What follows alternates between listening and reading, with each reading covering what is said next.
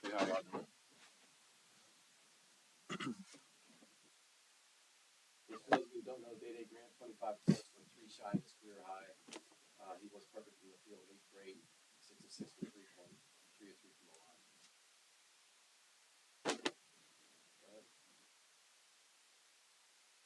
Joe, you and Trey Williams did a great job on Josh Barron. First half, you went without a field goal. What was the sort of strategy you guys had going up against him in Montana's front court, and how did you feel like you did when the game was relatively competitive? Oh, absolutely, man. All week we've been rehearsing and preparing for this game. Not talking about last year, but we're trying to change. You know what I'm saying? And we're trying to do our best to start off strong. So all week we've been trying to just push the tempo and trying to do our best to prepare for this game, and it showed. Joe, when you saw the press start to happen, you guys went to the press and saw some early. How did you feel the momentum shift as far as just seeing success with that and trying to keep that pressure? For sure. I think the diamond press is very, very dangerous. Coach Downbright did a wonderful job of putting that in. With all the length that we have and just the deep team that we have, it'll be dangerous all throughout the season. So kudos to Coach for putting that in. But with me being 6'8", 7-foot wingspan at front court, taking it out, man, is scary. You know what I'm saying? So kudos to Coach for that. What did the intensity from that defense really lead to you guys offensively? Yeah, it sparked a very high start and note for us. Just seeing him pressure the ball like that and all the other bigs, and then pressure up top and just get deflection. That just rallied and started everything for us to just get hot. When you have a shooting day like that, where just everything is going in, how hard is it to try to just keep them firing off and let them get it? Just trusting my teammates, man, giving thanks to them most of all, and then to coach as well. Trusting them, trusting they'll get me the ball and playing off of me as well, so I can get them the ball as well, man. Because I love to share it as well, not just score it. Day Day, following off of that, you obviously did have the propensity of scoring coming in. Just what was it like finding your voice within this offense to have a night like tonight was? Like I just said, man, just being patient. Patience is key to me in my life, so I try to base that around a lot of things. And like I said again, trusting my teammates and coach. That really didn't come into like a problem or a challenge of me trying to involve myself in the offense. I just let it come. You guys had 11 different guys placing up their minutes tonight, most of which are new to the program. How's it been developing a cohesive uh, program on offense? I'll start off. First and foremost, like I've already said, man, we're deep. We're super deep. Our young core is talented, and it just shows that on and off the court, we have a connection. I feel like all summer and just all preseason, man, we've been implementing just brotherhood on and off the court. Before before everything kind of started, man, we kind of connect. We clicked up early, and it just shows on the court. Anything to say on that one, Day Day? Really, he touched all points. Really, just piggybacking off what he said though. Our gel and our connection is really tight and has a strong hold within the brotherhood word, but the definition as well for it. So tend to find that niche and continue to just grow, continue to gel. We're gonna be all right. For sure. Joe, the dunk you had off the steal in the first half, Green felt like watching you guys all interact. It seems like everybody was trying to find a way to feed off each other, and everybody contributed Mm-hmm. in a game like that. Get the opportunities to have so many guys put their hand. What kind of confidence is they can give everybody, knowing that everybody's pitching in? Man, you are the energy you give. So when you have guys on the bench that are rooting for you, even when you mess up, man, it inspires you to keep going. And even with the dunk, man, seeing my teammates jump and happy, that makes me want to get back in the diamond and play even harder and get another one. You know what I'm saying? So kudos to my teammates for constantly just inspiring me to play harder with their energy and their emotion. Joe, at times it was tough going back to last year, getting the ball to move. Just what was it like? You've had a couple really good high posts on cutting actions. Just watching the ball rotate, watching the dialogue be good, and find success within that. Coach Dambrot, man, as always, his philosophy is to share it. Once again, we're deep. So with all the talent that we have, man, we could be dangerous if we just share the ball.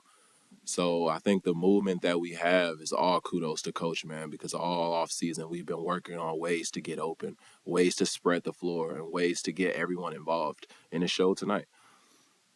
Day with Tevin down, there was obviously a lot of speculation as to how point guard was going to work. Just from your perspective, how did you feel like the dynamic went between Quincy and Kareem, just splitting time, bringing the ball up at point? I loved it. Really, I love to see them two compete on the floor, man. Just going against others and just going at it, playing, man. Like it's an honor just to see two young guys just really want to be on the floor and contribute to an older team just like we are. So I just love to see that and them sharing it and bringing it up, whichever. I just know they're gonna try to do their job the best way as possible and just get each other involved and get others involved as well.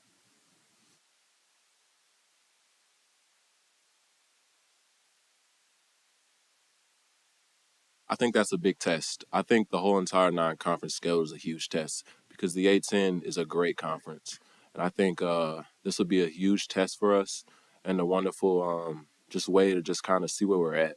You know what I'm saying, and kind of work from it. So I think it'll be a huge test, and we're all excited for it. It's a huge stage. Why not be happy? Right. I feel like it's just a great opportunity, man. It's going to play somebody else, man. We're supposed to be on a bigger stage and just top notch team. Everybody and others will say, but they're another team, man. They're another team. It's another game. They have a ball and a hoop, two hoops just like us, and we have each other. So we're gonna go out and compete and just look forward to a W. For sure. How much does it help coming off of a debut like this, where you got people coming in to see this team? 10 new guys, no one knows what to expect. You deliver this off the hop. How much confidence does that give you?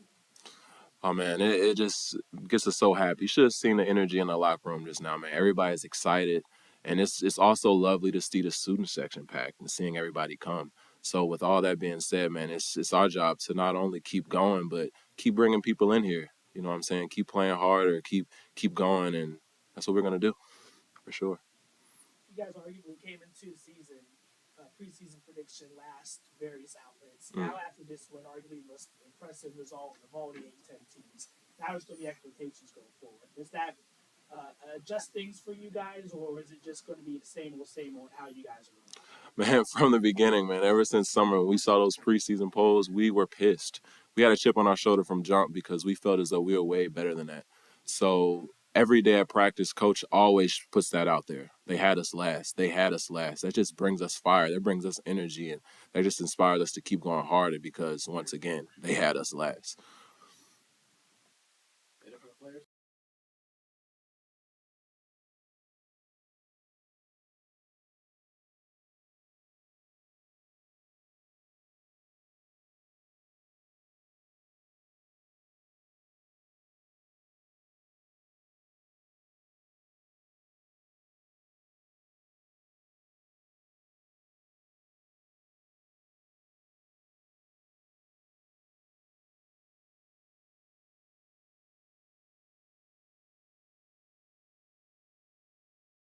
What's up, guys? So it became pretty evident in practice for us that if we can play fast, we could be pretty good. So we kind of threw it out there a little bit. We get tired, but I think we're trying to play a little bit faster, a little more pressure defensively, but we haven't been able to sustain it yet. But I think eventually we will.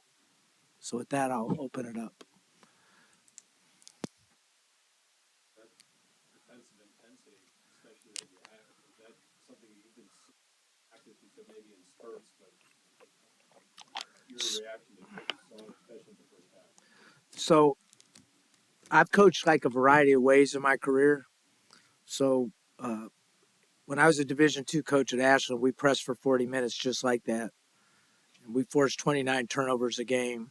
We were one of the best teams in the country. Scored, I think, 99 a game. So, like, I like playing that way, but we haven't been able to. And we've toyed with it in practice, but not a lot. And we were good at it in practice, which generally, if you're good at something in practice, it transfers pretty good to the game. So we threw it out there. You know, we felt like, they were playing with one ball handler basically. Now it's risky because you're leaving shooters sometimes, but we feel like with our team right now, we're not going to win. We're not going to win the league with 5, so we have to win it with 11 or 9, 10, or 11. A little bit like VCU. But, good teams have to be able to play fast, have to be able to play slow. They have to be able to play in a variety of ways. I think we're a little bit more equipped to do that. We have to get a lot smarter. And part of that is we don't have a lot of equity, in the program. So everything's new for them. So like we make mistakes with the wrong guy taking the ball out of bounds but I think that will clean up as we go. Being a new guys, you put Quincy out there with the opportunity at the point, and then also some coming to get some minutes too. Your first impression of the So the first scrimmage, we didn't play Quincy all that much because we were mad defensively. We knew he's talented, and I'm allowed to say that, right? What he did in the first scrimmage. So I better ask Mike. I'm allowed to say what he did in the first scrimmage, Rick. So anyway, he played the last 10 minutes in the extra 10-minute game, and he scored 20 points out of the 24 we had. And we didn't score all that great in the first scrimmage, so I'm thinking, like, I got to be an idiot not to play him because he's a skilled guy. He's talented. And so he played, he's really a point guard. That's really what he is. Now, he's just a good basketball player instinctively, offensively. And then the other 2 freshmen played good. Like you got to give Matoush and Kareem Rozier. Kareem did a really good job until he cramped up. And they give you kind of a little bit of everything. that pair, I know you kind of experimented with groups and pairings of guys in the past, but that pair alone, just Vronsky and Rozier, guys getting that first opportunity, and they cohesion and defensively and offensively. What did you see out of those guys? Well, Matoush originally committed to George Washington, and Coach Christian didn't come back, so it opened it up for us, and we had been recruiting him. He's just a good basketball player. He's a typical European player. He can dribble, pass, and shoot. He's got a good brain. He's had some moments where he's struggled, I think mostly physically, like most freshmen, where the grind of the practice is tough on him. I thought he had a very fair 2 weeks, but I thought he'd play better in the game. And then Rozier is just a happy kid, man. Like he just goes out there and he keeps everybody happy and he leads them. He's an unbelievable leader, and there's a lot to be said for intangibles and leadership. And, for a freshman, he played well. He did a good job. He didn't, his stat line don't look all that great, but he did a good job. I asked Joe about that steal that turned into the intensity that he brought, and he talked about, he credited you really for the kind of the ethos of everybody sharing together, everybody having that same collective energy. When did you see with this group that they were starting to develop that cohesion? Well, they've been good. Like they've been good almost daily, every day, as far as just getting along with one another. Like they spend a lot of time in the locker room together. It's a funny thing. This coaching becomes more managing group dynamics than it's ever been. And I was fortunate enough to have a mother that was a psychologist, so like I understand group dynamics. And sometimes you can't control the group dynamics. It can get away from you. And then it can also mutate into what we have now. Now, how will that continue when guys are splitting minutes? That's the thing that's always been unique about VCU, for instance. Those guys split minutes, and we did it a lot at Akron as well. We had a lot of good players, so they have to split minutes. And some nights you get a lot, and other nights you didn't. Like we talked about with Matoush and Quincy tonight, we said, you guys got a lot of minutes. And I asked him the question, well, why do you think you got more minutes? And the reason was, well, Clark and Day had 2 fouls in the first half, and then Kareem cramped, so they got most of the minutes tonight. Will they get that many the next time? Or I don't know, but you have to be willing to accept that for the good of the group. I think that's probably the key. And I think Easley's a good example. Like he's used to playing a lot of minutes. He didn't get a lot of minutes tonight. But, it just wasn't going to be that way for him tonight. And Trey Williams, another example that played 30 minutes last year and only played maybe 15 minutes tonight. But if you care about winning, that's what you have to do. Coach, was your plan, because you played 9 guys in the first 6 minutes, was your plan, no matter what the score was, to play 10, 11 guys, or had it been competitive and close, would the rotation gone down to 7 or 8? It would have been 9 for sure. Like David Dixon's a really talented guy, but you can see like there's some areas that we have to get him better at. But as far as physically, like he's a top level athlete. And then Barre didn't play either tonight. And then Tevin didn't play, so we may end up playing a lot of guys. I mean, which is fine with me because you can sustain your pressure that way. And I felt like we couldn't really sustain it as well tonight as we want to. And there's not a lot of difference between a lot of guys. There's a couple guys that are, like Day Grant, like when you go 8 for 8, he's got to be out there a little longer than some of the others, right?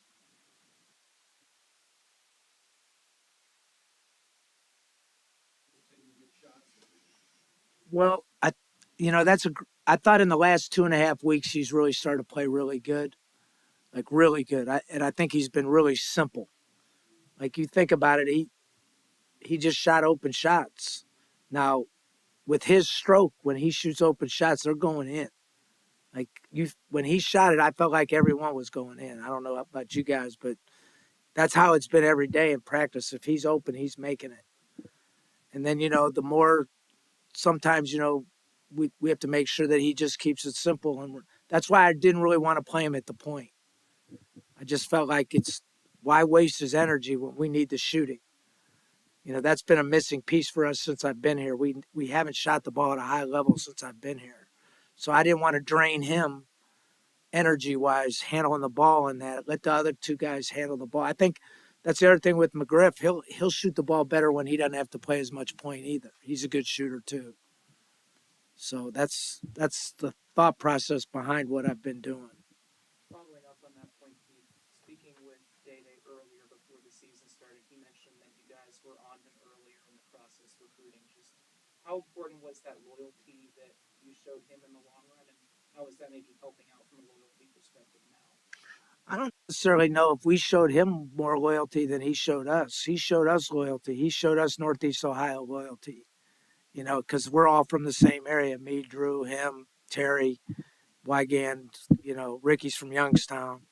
So he knew us, and his people knew us as well. So, like, to me, it wasn't us showing him loyalty. We knew he could play, average 17 points a game. We needed him more than he needed us, and I think that's what makes him special. He's been really a pleasure to coach. Like he's come to work every single day, and you can talk to him and tell him, and he listens. And a lot of guys that have a lot of success nowadays, they don't listen, but he does. So I think it was a little more one-sided. He showed more loyalty to us than we did to him. I mean, we showed loyalty, don't get me wrong, but we showed loyalty because we wanted a good player. So. Coach, one thing we focused on a lot last year was the guards, maybe too much dribbling and not enough passing, and just the ball movement wasn't quite where you wanted it. Tonight you had 8 different guys, tally assists. How do you feel about that? I think we could play better together than that. I think when Brewer comes back, we'll really get our assist total up. He's probably the best passer on our team. So again, like, it'll be a juggling act, but he's a good player. And again, we don't know, like, how that's going to come along, but he's going to be a good player for us this year. I think he was 6th in the country in pick and roll offense last year. And before he was, had the appendix, he was playing well. So that'll change the dynamic a little bit too. When you're playing against a guy like Ben, who can put up 15, 16 a night, how much of what we saw tonight was maybe game plan as far as you're trying to stop it, how much of that was just organic and how things went? We did a good job the first half. I thought we did not a very good job the second half. Understandably so in some regards. He's a straight scout guy. Like, you got to keep him off his right shoulder in the post. You can't let him go to his left hand. You can't let him drive you right. You got to wall him up. he can shoot the threes, so you got to cover the ball screens a certain way, which we did in the first half, and we didn't do such a good job in the second half. But he's a good inside out player, and in their league, he'll beat a lot of people up. Because he's really finesseful. He has a good understanding of what he is. And then the other big kid from that transferred from Colorado State, he's a hard matchup too because he's 50% of his shots are threes. He's a career 40% 3-point shooter. So if you take the switch with him and we get a little guy on him, he's 240 pounds. That's a problem, right? So we covered him a specific way as well, and we did a pretty good job the first half, but not such a good job the second half. But again, part of that is just the way the game was, I think. That's something we got to get better at. I know there's a lot about the trap and the results from that. But just in the half court, how did you feel about the effort of those guys getting around, especially in the first half, cutting off passing lanes and really showing that effort to make it difficult for everybody else? I felt like we tried hard, especially in the first half. I thought we gambled a lot in the second half, which that's a funny thing. Like Trey Clark's a really good defensive player, but you have to live with some of his running around. He sometimes he runs around. That's why we're trying to press more, because then that allows him to run around. But when you get in the half court, then you have to be more solid. I thought we gambled a little bit. Again, the score of the game could dictate that a little bit. I'm not making excuses for him, but we have to get better at that. And then we have to keep ramping up our pressure, whether it's in the full court or the half court. I think that's going to be, if we can ramp up our pressure and really take people out of what they want to do, because they're primarily a set team. They run a lot of sets. So if we can ramp that up and take them out of their sets, I think we become a better defensive team. And we have shot blocking ability. When we get, Dixon can block shots, Trey Williams can block shots, Reese can block shots, Chabi can block shots. So we have protection at the rim, which is something we didn't really have last year. Coach, recently you guys announced the Leadership Council with some key players being part of it. Considering what's happened the last 2 years and the fact that there's going to be a question of minutes with all the depth of that, how important is that going to be for this team to see? You can't win without good leadership. Like, we manage their team. That's kind of how I view it. Like, I'm the manager of their team, but it's their team. So they have to self-police themselves, and they have to motivate themselves, and they have to discipline themselves. Like, we had an issue where a guy overslept before a scrimmage. And so we went to the Leadership Council and asked them what they wanted to do, right? And I'll always give them my opinion or my advice, but ultimately it's their team. So I think that's managing group dynamics in the modern era now, right? A lot of coaches 20 years ago would never think about that, right? But we have a bench captain too, JJ Cole Williams, which that's important. It's an important job. It's really an honor job. It's important. Because guys sulk on the bench sometimes, right? So his job is to make sure that nobody's doing that. So leadership's important, really important, and you have to teach it. I will say this: some of it is born. Like Kareem's leadership, we haven't had to teach him anything; he does it on his own. But you have to cultivate it. Coach, we asked Reese about the preseason prediction for Duquesne finishing last and how it's been a motivation tool up for the team and by you. Just one game, and obviously anything can happen. Last year, beat Ryder, things fell apart afterwards. But does it feel different for you guys after tonight that things are going to be different, that you guys are going to be much more competitive in league play, or is it still just going to take it for sure? So I really don't talk about last year much, because I really don't want to think about it. Again, I thought it was an aberration. I thought, we had, like, I've never lived through it in my coaching career. So does it affect you? Yeah, you have self-doubt. Everybody has self-doubt. But we knew we had to revamp it. And then you hope you make more positive decisions than negative decisions. Recruiting's a funny deal. Sometimes you can be wrong. But if you're 80% right, then usually you win 80% of your games. And so we felt like we made a lot of good decisions on this. We spent a lot of time at it. And, I think while we've been hit really hard with the transfer portal, we took advantage of it too. So, and then we also got some really good young ones, which now the trick is how much they like it here to stay, which I think they'll stay. I believe they'll stay. They're good quality humans. How do you view the opportunity Friday night? I really haven't thought much about it. Like I know that sounds.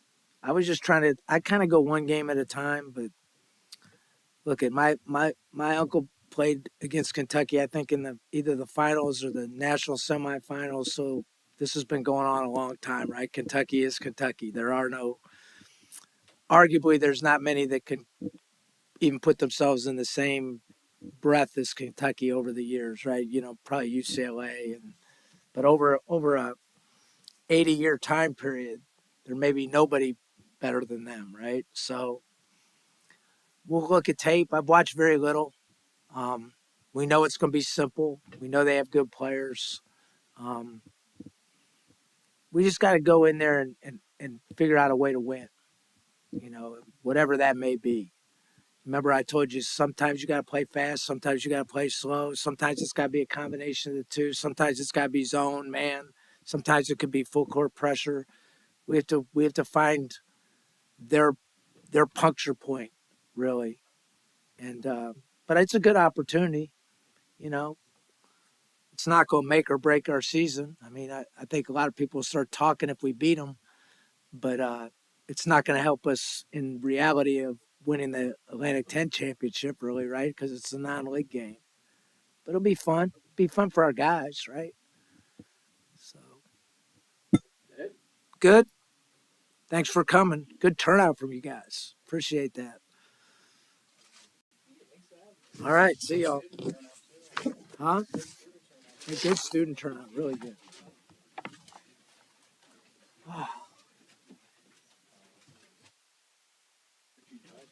I didn't realize it was so big and hot.